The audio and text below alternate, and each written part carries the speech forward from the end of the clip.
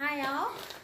If you've been following my Facebook posts, you know that we've been working on place. And place is having a dog hop it up somewhere and just hang out until you let them know it's time to get up. Place has been helpful for various reasons. When you have guests over, they have a nice place to hang out until your guests are ready to say hi. In movies, animal movie trainers, they use place to mark a location that they need the dog to go to for filming. It's also helpful in getting your dog to prevent dashing out the front door, which is what we're going to be using it for today. I'm going to show you how to progress on what we've been working on and build it so that your dog will do this with distractions. So today I am using a Nulo treat. This is actually a meal. It's called Nulo Freestyle Raw, freeze-dried raw. And it's actually a meal, but my dogs love it as a treat. So that's what I'm using today. In case you're curious, I usually get questions on what kinds of treats do I use. Always use high value treats for teaching new behaviors or building difficulty onto already known behaviors. So to start, we're working with Tyra here. She's my 2-year-old Samoyed, and she's already in place, and that's where you want to start. Now you'll notice I have place in a very inconvenient location to start with. It's actually in the archway to my kitchen, and it's very close to the front door. When teaching your dog to stay in a location while you answer the door, many people make the mistake of putting the cot, the bed, whatever you're having your dog stay on, in the location you'd like them to be on ultimately. For us, that's in our living room, 2 rooms away from the front door. The problem with starting it there is that the distance is too great to the front door. We always build duration. We work duration, which is time, and distance separately. And then when the dog has a good understanding of the behavior, then we put them together. So to build difficulty onto a behavior she knows, I'm going to shrink that distance. Tyra has a decent understanding of holding place while we answer the front door, so she does have some background in this. However, she's not perfect, so this will be good to show you building difficulty onto a behavior. She still likes to let us know when the doorbell rings. No big deal. So we put the cot, or her climb, we put this, you say hi to the camera, good girl. Say hi. Nice job. So we are putting the cot very close to the front door. We're doing this to make it easy for her while I start adding the doorbell ring, noises, opening the door, things like that. That can be difficult. They're triggers usually for a dog to go rush and see excitedly who's at that door. So we put it here. As she progresses through the training, I can move it farther and farther and farther away from the front door, working that distance. If I want her to stay there longer, then I would bring it back to this location and work time and then add distance as she gets good at holding it there for a longer period of time. So right now, it's by the front door. I would encourage you to do the same. The first thing I'm gonna do, I'm gonna grab me some treats out of my treat pouch. If you like to clip yours around the waist, do that. And I'm gonna start walking to the door. You will notice that I don't open the door right away. I'm gonna work each trigger individually. First, I'm gonna walk to the door, and then I'm going to touch the door handle. Then I might make the door handle shake, and I'll explain each of those as we do it. Periodically, I'm going to use my release word. For Tyra, it's free. Thank you for not getting up. I'm gonna use my release word to let her off the cot, give her a quick break, and then I'll put her back on the cot. So first, I'm just gonna walk to the door, and I'm gonna pretend like she doesn't know what we're doing. Good girl. And I will be tossing her these treats. Yes, good girl. Yes. Yes, good girl. So what I did was I walked over to the door, I touched the handle, she stayed there, and then I shook the handle. Your dog may not progress that quickly. You may have to walk to the door a few times. Tyra, you can see, has pretty good duration staying here. So I can add different things onto that. She's still waving. I can add different things onto that. For you, you might want to walk to the door a few times first and then release your dog, tie her free. And then get the dog back on the cot. Yes. And then start shaking that door handle. Okay, now I'm going to shake the door handle and I'm going to unlock the door and then I'm going to lock it again. And I will reward her if she stays there. I will also add the step of turning my back to her. That could also be a trigger for a lot of dogs. If you turn your back, they don't think you're looking. So I'm going to turn my back. I'm going to walk to the door with my back toward her. Okay, you want to do that one? Yes. I'm going to walk to the door with my back toward her, and then I'm going to touch the door handle and unlock it. Yes.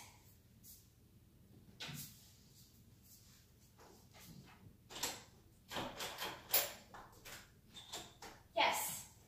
Good girl. Now I'm going to reward her for staying on the cot a few times. Yes. Good girl. And notice I'm putting the treats on the cot just like we did in the first stages of place training. Yes. I'm doing this because I want her to know that after I answer the door, she's not going to get released right away. Sometimes I'm going to answer the door and I'm going to accept a package. Sometimes I'm going to answer a door and I'm going to bring my guest in. And I might walk to another room and she'll still need to stay there because maybe this guest doesn't like dogs. Maybe this guest is allergic to dogs. Maybe it's somebody coming in with bags of tools to work on a washing machine. The situation is different every time. So sometimes she'll get released to say hello, sometimes she won't. Now that I've had her stay there a while, now I'm going to release her. Tie her free. Good girl. I'm going to wait for her to get back up. I'm not going to tell her. Yes. A dog getting back on the cot independently without you telling them to is just about ready for the doorbell to be the trigger to get up on the cot, or the cue to get up on the cot. It also shows that this cot has a lot of value because she knows she's going to get a reward for jumping up on that cot. Good girl. One more reward there. This time I'm going to unlock the door and I'm going to crack it open a bit, and then I'm going to shut the door. Yes, good girl. Yes, good girl.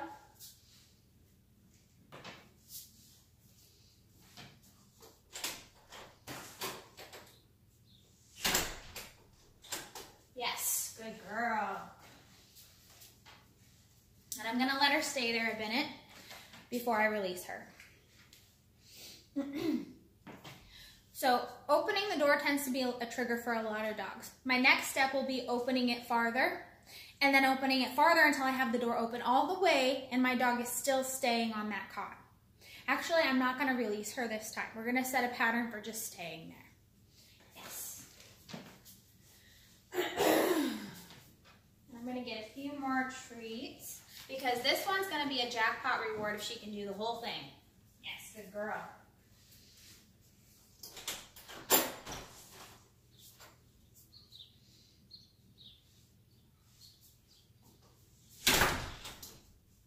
Yes, good girl, we did it. We did it, good girlie, yes.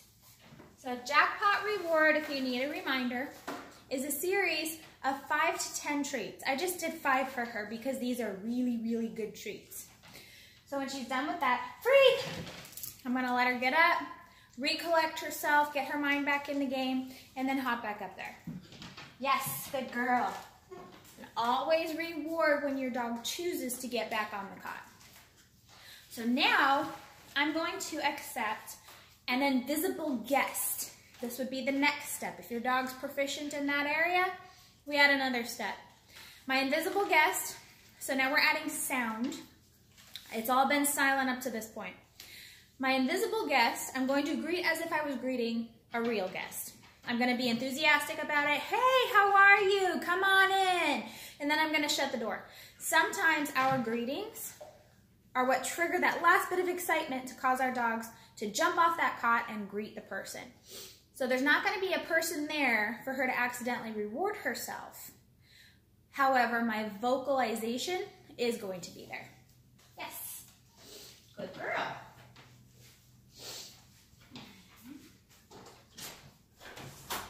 Hi, how are you? Come on in.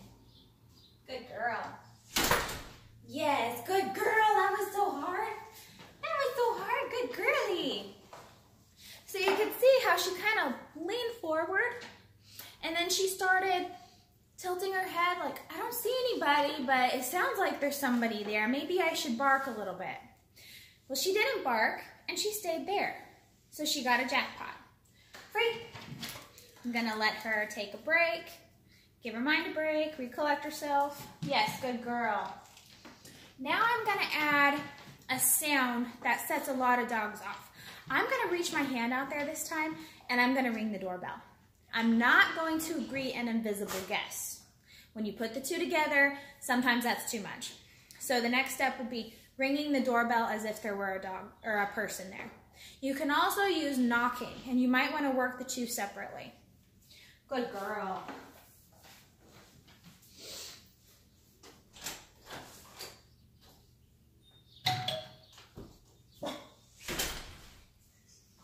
Yes, good girl. She barked a little bit, but she didn't get off the cot, so she got a reward. Break. I said break. And I rewarded my dog for getting up on break. That's not her release word. That's a mistake. Her word is free. Okay. Good girl. So now I'm going to do it with a knock. I'm going to knock and then I'm going to open the door. Good girl.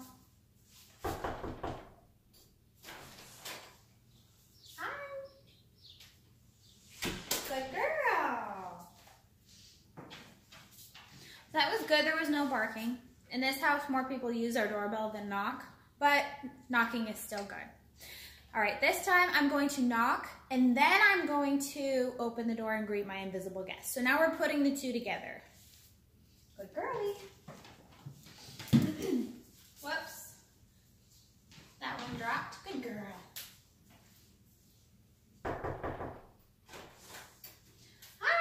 You come on in. Good girl. Nice job. Nice job. Okay, for this last step, you need an actual person. It's best to use people that live with you first, and then you can start calling friends and practicing with friends.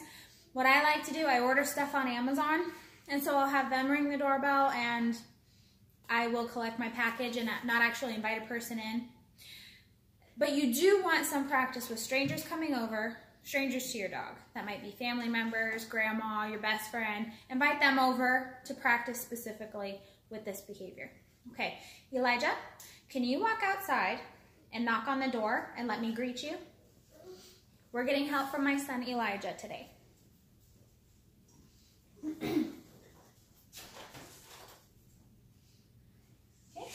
Yes, good girl. Okay, he just knocked on the door if you didn't hear it. Good girl. So I'm going to reward her for staying there. Hi, how are you? Come on in. Very good. Please ignore my dog. Good girl. And she's on the cot. For some dogs, this next step is too much. Tyra, can you sit?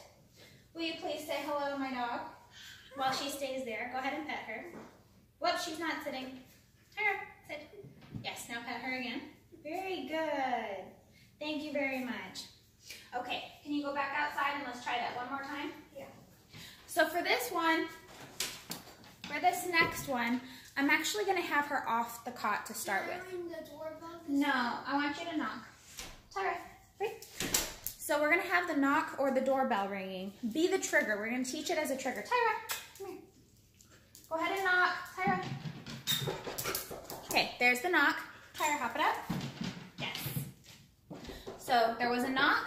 She hopped it up. Now I'm going to go answer. Yes, good girl.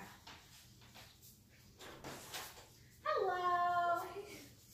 How are you today? Pretty good. Very good. Okay, let's go on and move into this next room. Thank you. Have a seat. Okay, so this one I didn't have him greet her, but what we did do was he knocked, and then I cued her to hop it up. Repeatedly doing this, having the knock, and then telling your dog to hop it up, your dog will start skipping the step where you have to tell them what to do. The knock itself will become the cue to hop it up on the cot because they know they're going to get a reward for doing that. And then they're going to stay there while you bring your guests through. Sometimes your guests will say hi, sometimes they won't. It's a variable for your dog to be excited about. So the final step would be moving the cot farther and farther away from the door. You do that as your dog is able to handle it. If you see your dog, say you moved it 10 feet away from the door, or 20 feet away from the door, that's a better example. If you move it 20 feet away from the door, and your dog starts hopping off of it over and over again, you know you've progressed too quickly. That's your dog communicating to you, hey, I'm not ready for this distance yet. So bring it back closer to the door, rework it, and then try to add that distance again. If sound becomes too much, the doorbell ringing or somebody knocking on your door, if that becomes too much for your dog, take it back a step. Maybe have one knock, maybe a softer knock, maybe no knocking at all, maybe just work the previous steps and build your dog's confidence in staying in that spot. I hope this video was helpful to you. If you have questions, please post them in the comments. If I missed anything, I'll come back and I'll edit it in another video. Have a great day.